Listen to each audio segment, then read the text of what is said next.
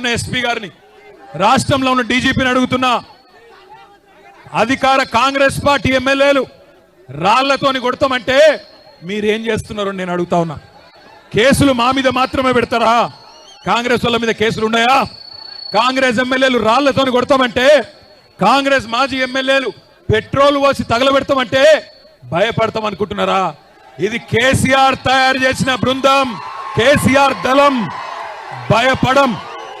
రాళ్లతోని మానుకోట సాక్షిగా చెప్తున్నా, మానుకోట రాళ్ల మహత్యమైందో తెలంగాణను అడ్డుకున్న ప్రతి ఒక్కడికి తెలుసు.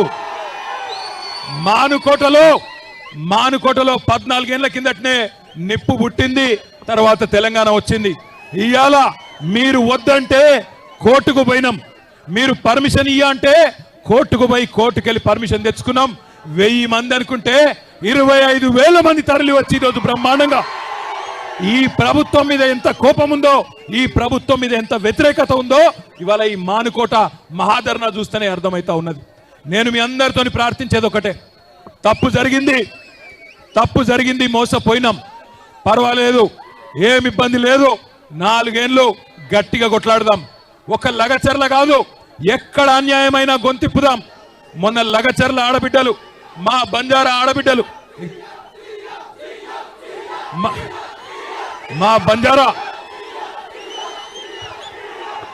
బంజారా ఆడబిడ్డలు, ప్లీజ్ మాట్లాడి, గొంతు పోతుంది, మాట్లాడి.